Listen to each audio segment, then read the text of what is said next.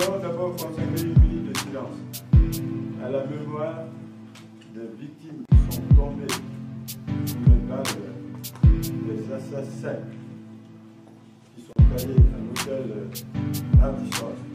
Une minute de silence à la mémoire de ceux qui sont tombés au Bataclan, ceux qui sont morts à Saint-Denis. Vous vous levez, une minute de silence à leur mémoire.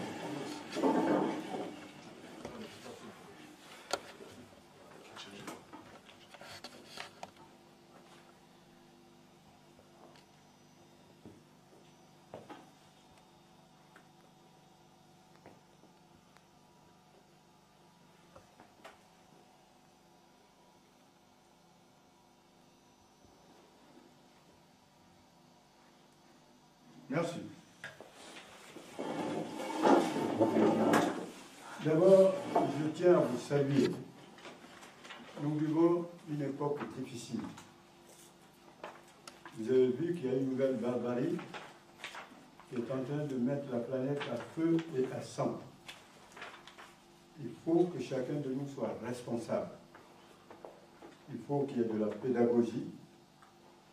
Il faut aussi qu'il y ait ce que j'appelle une certaine rigueur dans l'éducation de nos enfants. Vous verrez tout à l'heure qu'il y a des musulmans parmi nous, il y a des catholiques, nous sommes tous croyants. Et nous ouvrons même la porte de l'Union internationale des journalistes africains aux non-croyants. Les bouddhistes sont les bienvenus. Toutes les croyances sont les bienvenus. Dès lors que de jeunes fous se servent du nom de Dieu pour commettre des crimes, notre rôle à tous, communicateurs, penseurs, économistes, financiers, c'est de nous liguer contre ces gens-là. On ne peut pas accepter qu'on tue des innocents, et nous l'avons dit sur l'invitation, s'ils veulent eux-mêmes mourir, c'est leur affaire. C'est-à-dire que s'ils ont la haine de la vie au point de se tuer soi-même, il faut vraiment être idiot pour le faire. Mais en même temps, s'ils tuent des innocents, c'est ça qui est grave. On me dira, que pense Dieu lui-même? Aucun de nous ne peut se mettre à la place de Dieu. Mais nous pouvons dire, nous pouvons imaginer que Dieu déjà les a condamnés.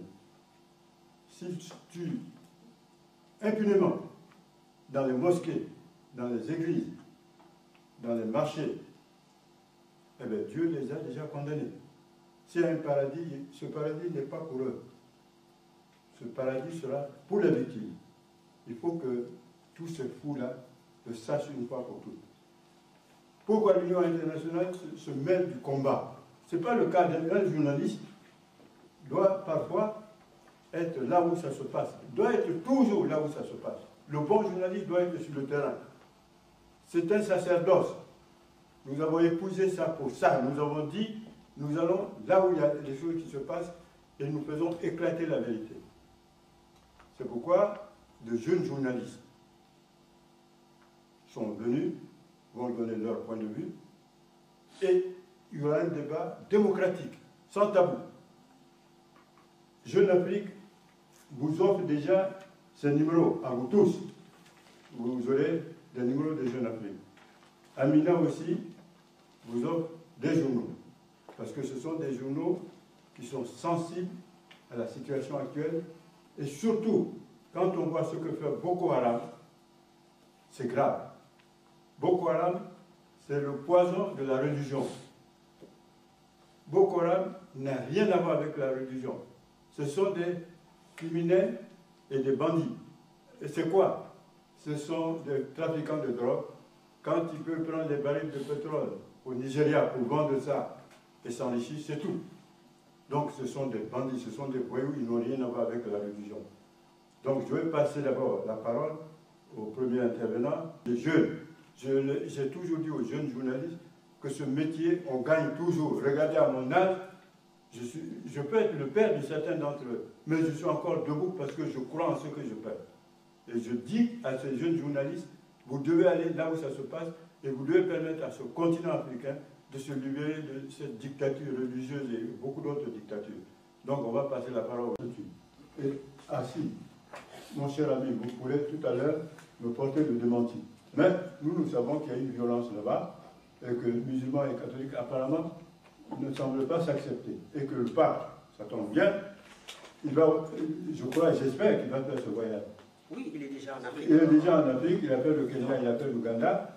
Il est question qu'il doit aller donc en Centrafrique. Alors, qui mieux qu'un Centrafricain, catholique modéré, journaliste talentueux, qui mieux que lui, aujourd'hui, mérite de prendre la parole pour mieux éclairer vous qui êtes là et beaucoup d'autres personnes qui veulent savoir ce qui se passe en Centrafrique, est-ce que l'élection aura lieu, ainsi de suite, ainsi de suite. Mon cher, jeune, talentueux, journaliste, voilà, tu as le micro. Merci, Monsieur le Président. Je suis Roka Landung, centrafricain, comme venait de le dire le président de l'Assemblée camarade.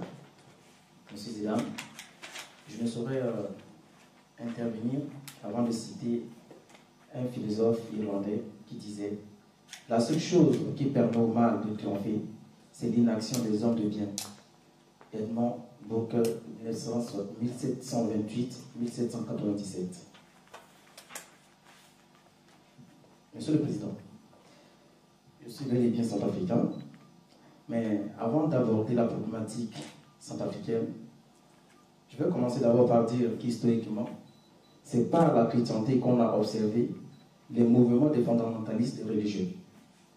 Les acquis plus libéraux des siècles de lumière, suivis par la démocratisation de la vie politique et l'émergence de la laïcité, ont cantonné le fait religieux à la sphère privée. Le fondamentalisme dont se réclament certains courants de l'islam se donne pour objectif de soumettre la marche du monde au seul précepte de la charia, au mépris des droits de ceux qui ont choisi de ne pas en avoir, ou encore gouverner avec la terreur. Pour parler de la problématique centrafricaine, je ne saurais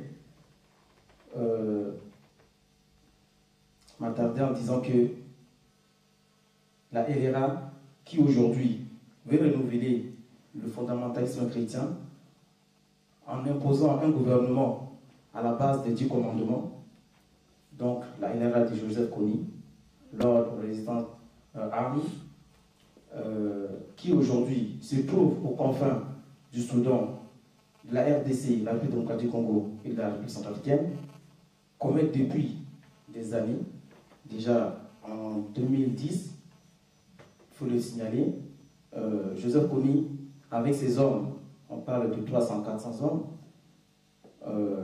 commettent des exactions sur la population de ces 3 pays dont je viens de citer.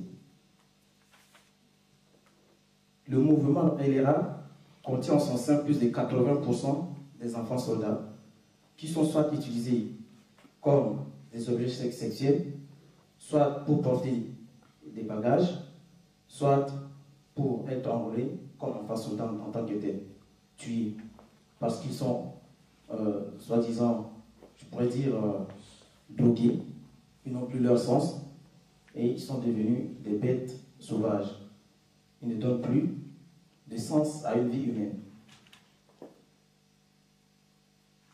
En parlant d'autres mouvements terroristes que je vais qualifier d'ici aussi, parce que la LRA a été reconnue, même si ça n'a pas été reconnu par d'autres pays de la communauté internationale, mais la LRA a été reconnue par les États-Unis comme une unité active, c'est-à-dire comme un mouvement terroriste. En dehors de la LRA, en Centrafrique, nous avons les Janjaweed, nous avons les Agawa, nous avons les Bagara, nous avons tout court la Selika, ce qui vient d'ailleurs commettre une terreur sur le territoire centrafricain.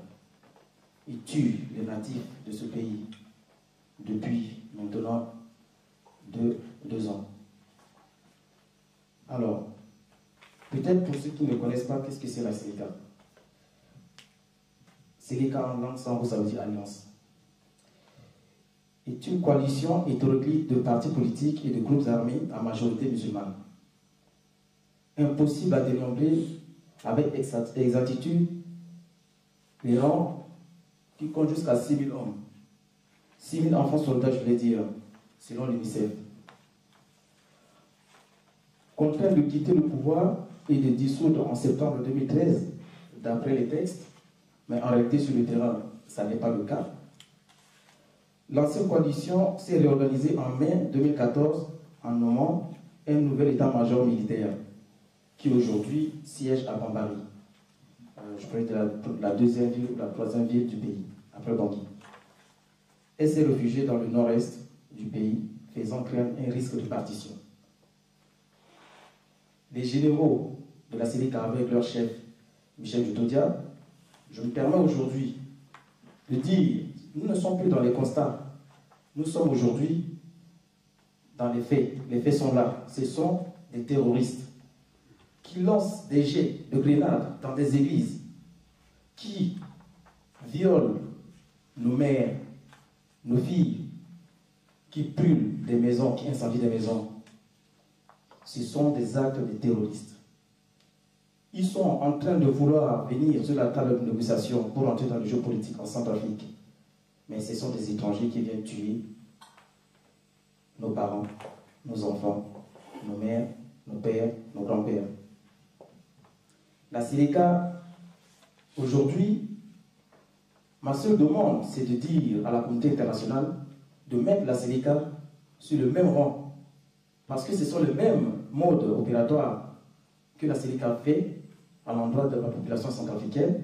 Donc, nous demandons, pour les gens qui pensent comme moi, à la communauté internationale, c'est-à-dire à l'ONU, de classer la Séléka comme des organismes, des terroristes, des unités actives qui violent les droits humains en République centrafricaine. D'autres mouvements politico-militaires en Centrafrique. Avant, nous pensons que les anti-Balaka étaient des patriotes. Quand la Séléka, quand les rebelles Séléka ont pris le pouvoir en Centrafrique, le peuple centrafricain était abandonné à lui-même. Il n'y avait que ses yeux pour pleurer. Les anti-Balaka, dont certains donnent la définition de anti-machette, moi je pense ça avec pincette, ce sont des paysans à l'époque du régime Bozizé qui luttaient pour défendre leur village, leur bétail et leur famille parce qu'ils sont persécutés par des coupeurs de route. Et ces mêmes coupeurs de route, ce sont des Séléka aujourd'hui en Centrafrique qui sont transformés parce qu'ils ont été dotés des armes pour pouvoir entrer dans le jeu politique. Et pour ne pas subir toutes ces exactions en Centrafrique, ils se sont constitués effectivement en résistants patriotiques. Mais nous avons constaté qu'après 10 mois d'exaction de la Séléka en Centrafrique, les anti-Balaka ont encore fait pire que ceux qui sont venus d'ailleurs. La désolation totale, la terreur au sein de la population centrafricaine. Au lieu de défendre l'intérêt patriotique, les natifs de la Centrafrique se mettent à commettre des exactions envers les leurs. Nous avons des témoignages du terrain. Lors du débat, on va en parler. Donc, tout comme la Séléka, tout comme la LRA, moi je pense que les anti-Balaka doivent aussi être considérés comme un groupe qui sème la terreur en pays centrafricain. Car nul ne peut ôter la vie à autrui. Dans les 10 commandements, on dit tu ne tueras pas. Alors, pour parler de cette thématique qui parle des fous de Dieu, je me demande de quel Dieu il s'agit. Est-ce que c'est le Dieu que moi je connais dans ma Bible ou c'est un Dieu dont j'ignore l'existence? Je vous remercie. Alors, vous allez poser des questions à ces jeunes journalistes parce que nous passons la main à nos jeunes. Déjà, je vais voir s'ils répondent bien, ou bien les noter. Prêt? Et ensuite, évidemment, si Mme Anastasie, qui est femme, parce qu'il ne faut pas non plus qu'il y ait de discrimination entre nous, j'espère qu'elle va intervenir tout à l'heure. Ensuite, nous avons un Ivoirien, M. Bamba, qui est un garçon humaniste aussi qui se bat très bien.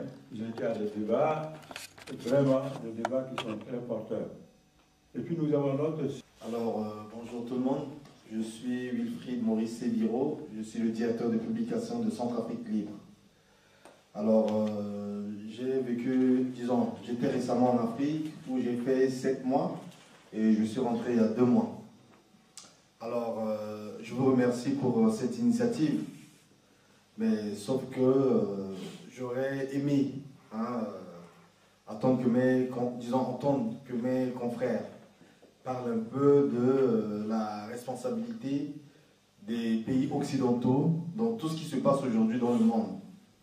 Parce que vous vous souvenez tous, lorsque on avait inventé, comment je veux dire, des raisons fictives pour bombarder l'Irak et chasser Saddam Hussein, lorsqu'on a interdit l'armée américaine. Vous connaissez tous le résultat aujourd'hui. Vous vous souvenez tous du grand panafricaniste Kadhafi. Lorsque le réseau sarkozyste a inventé l'histoire de comment la deuxième ville de Benghazi, voilà, en sachant que les opposants au régime ont toujours été dans cette zone, parce que bon, l'ancien roi, il était originaire de cette ville de Benghazi, et aujourd'hui, nous savons tous ce que la Libye est devenue. Donc, il n'y a même pas eu de service après-vente. Aujourd'hui, on a les conséquences directes. Vous vous souvenez tous de ce qui est arrivé au Mali. Au départ, on avait accusé ATT de tous les noms. Alors qu'en réalité, c'est parce qu'on a vu que c'était un chef d'État africain qui prônait la démocratie, qui allait abandonner son pouvoir au terme de son mandat. Et voilà qu'on a fait tout pour le déstabiliser. Alors, donc j'aurais aimé que vous parliez un peu de la responsabilité de la France derrière les groupes derrière le groupe islamiste. Souvenez-vous aussi de ce qui s'est passé en Égypte, lorsque les frères musulmans étaient parvenus au pouvoir. On savait tous que voilà, il y avait plus de 80 ans, c'était eux qui avaient l'habitude de venir vers les populations, vers les populations démunies. Et lorsque on a organisé l'élection démocratique, les frères musulmans ont gagné, et quelques temps après, parce qu'il y avait une menace pour Israël, qui est un pays voisin de l'Égypte, et on sait tous ce qui s'est passé aujourd'hui. Bon, je vais un peu parler de la République centrafricaine, et je vais relever le petit, j'appelle ça amalgame, sauf que mon confrère pourra peut-être se défendre. Parce que dire aujourd'hui que les anti-Balaka devraient être considérés comme des terroristes, alors je ne serais pas d'accord, parce que c'est déjà accepté que le conflit qui se passe en République centrafricaine est un conflit entre les chrétiens et les musulmans, comme l'Occident et notamment la France a voulu toujours nous le faire savoir. Les musulmans centrafricains et les chrétiens ont toujours vécu en harmonie. Il n'y a jamais eu de problème entre les musulmans et les chrétiens centrafricains.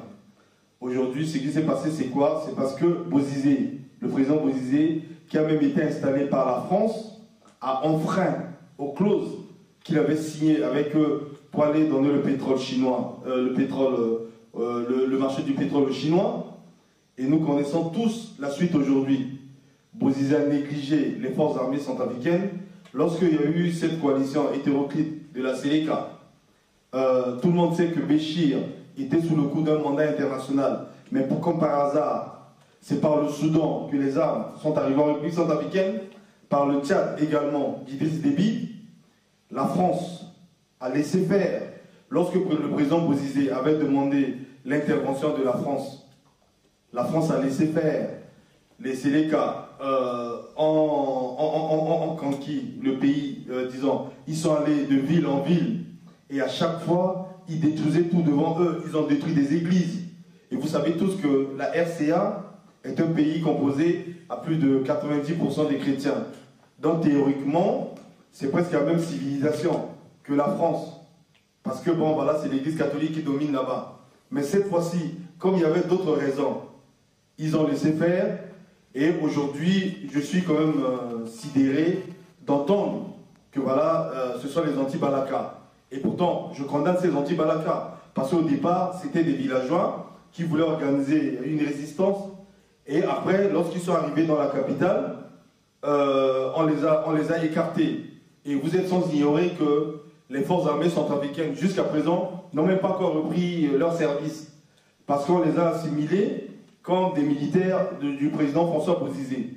On sait tous que les militaires centrafricains sont au nombre de 7000 aujourd'hui. Alors donc, si on ne fait pas attention, demain, lorsque le nouveau chef d'État arrivera, il dira non, je n'ai pas besoin de ces militaires. Et ces 7000-là repartiront encore en brousse, ce qui n'est pas du tout normal. Et ce qui est aussi bizarre, c'est quoi? Là où on dit que c'est un complot international, parce que parmi ces militaires, il y a des généraux qui ont été formés ici à Paris, qui ont été formés aux États-Unis, et pourtant ils sont là, et comme par hasard, ils sont tous dociles aujourd'hui.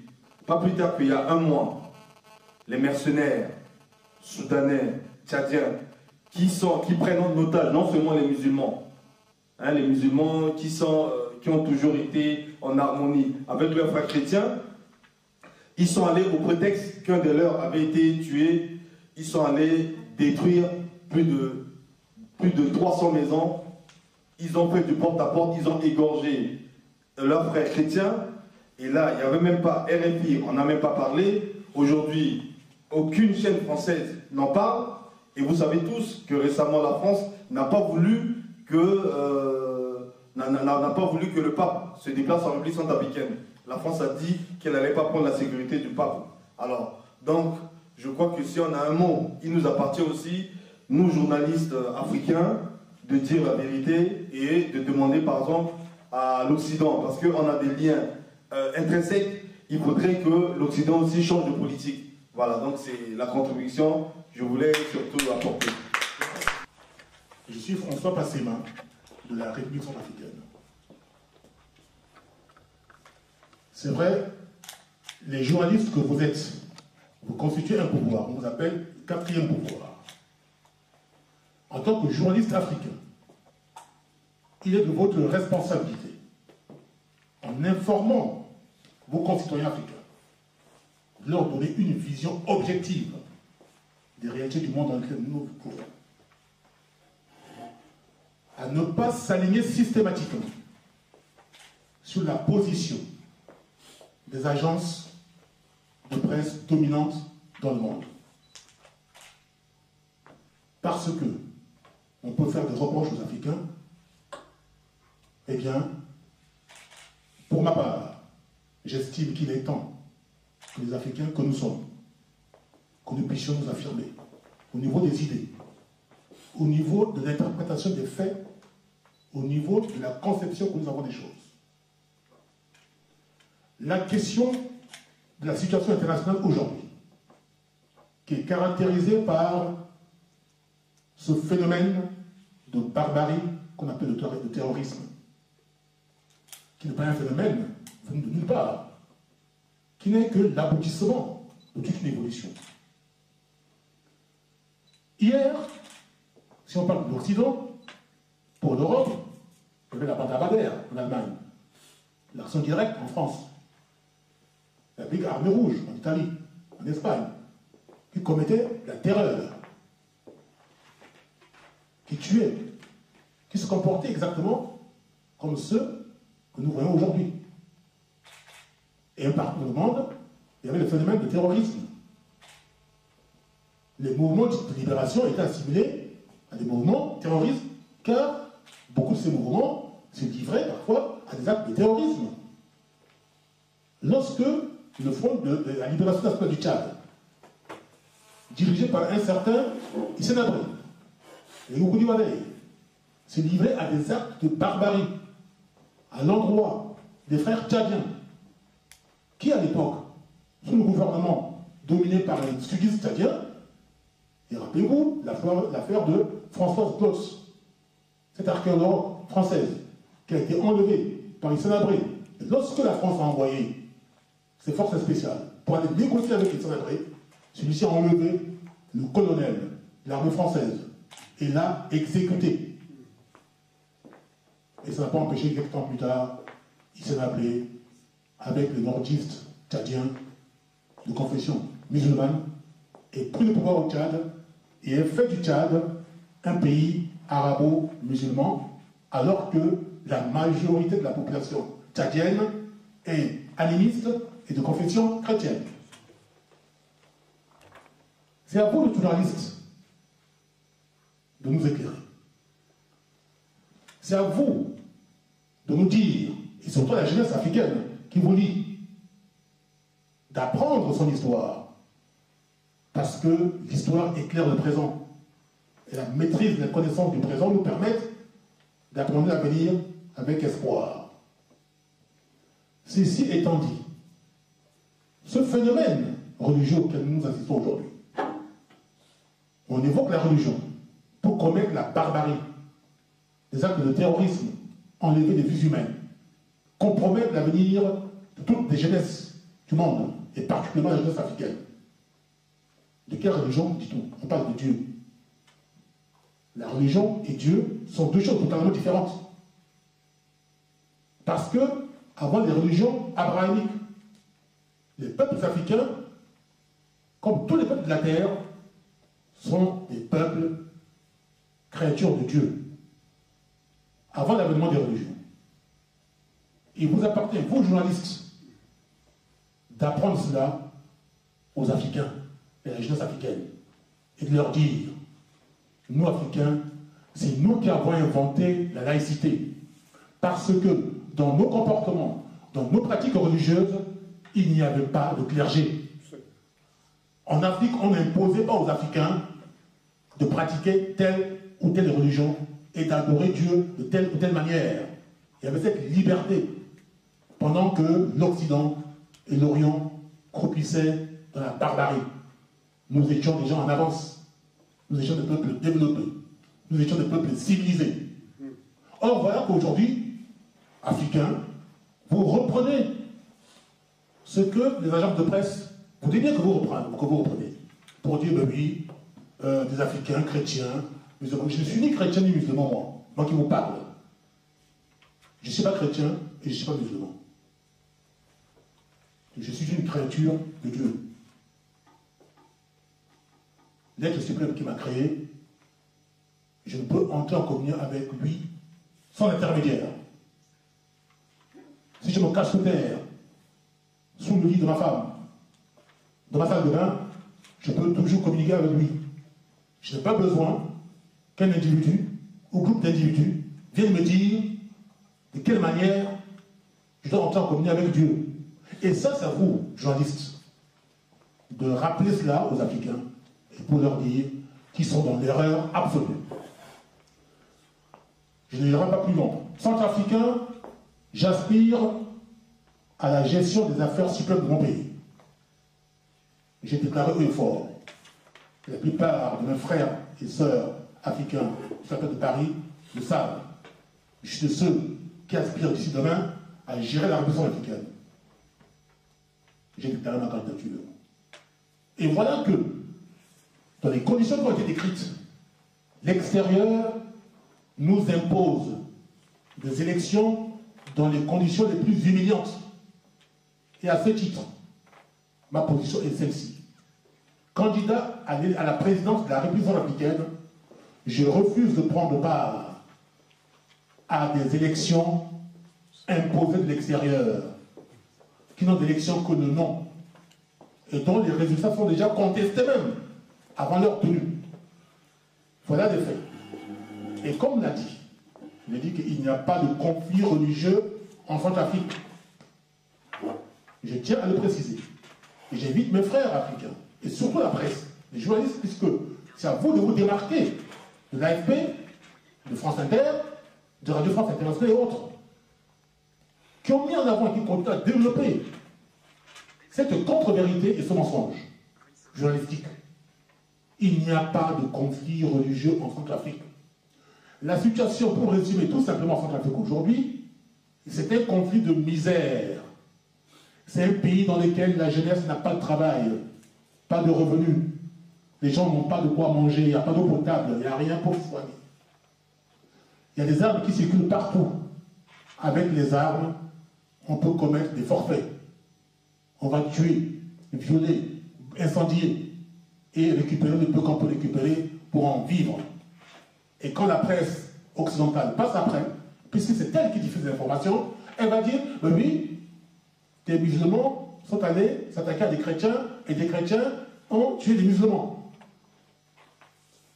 Des jeunes enlèvent 2 motocyclistes. On dit, c'est un musulman, et rien ne le prouve d'ailleurs.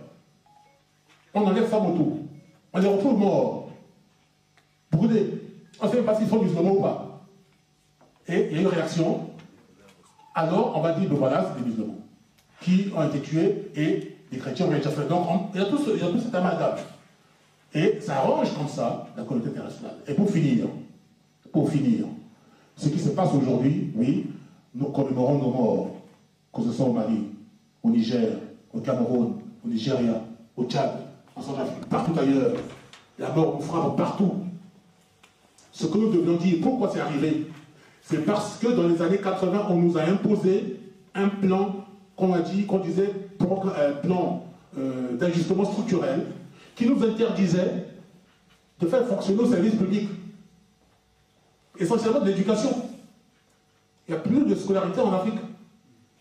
Les générations des années 80-90 à aujourd'hui ne sont pas scolarisées. Et le plus naturellement du monde, vous comprendrez que les structures religieuses ont pris le dessus, parce qu'il y a un vide. Pour faire la propagande.